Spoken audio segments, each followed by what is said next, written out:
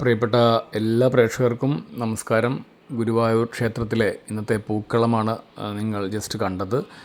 അതിൻ്റെ വിശദമായ വീഡിയോ ഉടൻ വരുന്നുണ്ട്, തൊട്ടപ്പുറത്ത് തന്നെ കാണാം. അതിനു മുൻപ് ഇതിൻ്റെ ഒരു തിരക്ക്, ഇന്നത്തെ ഒരു തിരക്ക് നിങ്ങളെ കാണിക്കുകയാണ്. ഗുരുവായൂർ ക്ഷേത്രത്തിൽ അത്യാവശ്യം ഓണത്തിരക്കിലേക്ക് അമർന്നു കഴിഞ്ഞു, നല്ല തിരക്കായി കഴിഞ്ഞു. ദർശനത്തിനും പ്രസാദൂട്ടിനും ഒക്കെയായി നല്ല തിരക്കാണ് ക്ഷേത്രവുമായി ബന്ധപ്പെട്ട് അനുഭവപ്പെടുന്നത്.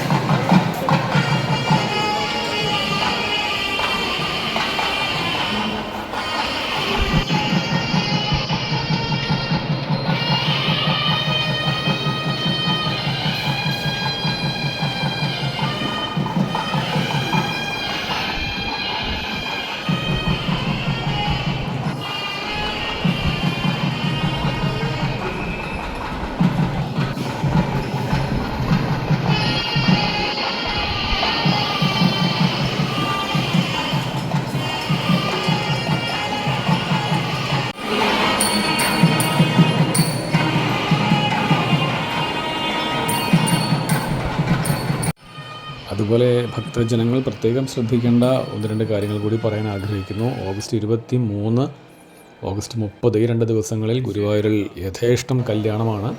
ഓഗസ്റ്റ് 23-ന് 420-ൽ പരം കല്യാണങ്ങളും ഓഗസ്റ്റ് 30-ന് 350-ഓളം കല്യാണങ്ങളുമാണ് നടക്കുന്നത്. തീർച്ചയായിട്ടും വലിയൊരു കണക്കാണ്. 760 കല്യാണങ്ങൾക്ക് മുകളിലോ ഒക്കെ ചീട്ടാക്കിയതായിട്ടാണ് വിവരങ്ങൾ കിട്ടുന്നത്. തീർച്ചയായിട്ടും വരുന്നവർ അതിനനുസരിച്ച് തിരക്ക് കാര്യങ്ങളുണ്ടാകുമെന്ന് പ്രതീക്ഷിച്ച് തന്നെ ദർശനത്തിനായി ഈ ദിവസങ്ങളിൽ വരിക. മാത്രമല്ല ഓണത്തിരക്ക് കൂടിയാണ്. അതിനൊപ്പം തന്നെ ഈ ദിവസങ്ങളിൽ കനത്ത തിരക്കുള്ള ദിവസങ്ങളിലൊന്നും തന്നെ ക്ഷേത്രത്തിനകത്ത് ശയന പ്രദക്ഷിണം, അടിപ്രദക്ഷിണം പോലുള്ള കാര്യങ്ങളൊന്നും അനുവദിക്കില്ല എന്നും ദേവസ്വം അറിയിച്ചിട്ടുണ്ട്. തീർച്ചയായിട്ടും ഗുരുവായൂരിലേക്ക് യാത്ര ചെയ്യുന്നവർ ഈ കാര്യങ്ങളെല്ലാം വളരെ ശ്രദ്ധിക്കുക.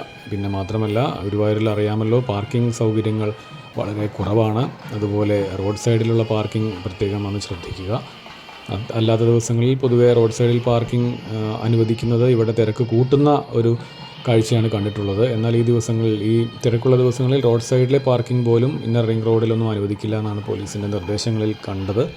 അപ്പോൾ ഗുരുവായൂരിലെത്തുന്ന എല്ലാ ഭക്തജനങ്ങളും ഈ ഓണം വെക്കേഷനിൽ വരുന്നവർ, ഈ തിരക്കുള്ള ദിവസങ്ങളിൽ വരുന്നവർ അവനവൻ്റെ വാഹനങ്ങൾ, അതുപോലെ നിങ്ങൾ പരസ്പരം കൂട്ടം തെറ്റാതെ വളരെ ശ്രദ്ധയോടുകൂടി ദർശനം കഴിഞ്ഞ് പോകാൻ ശ്രമിക്കുക.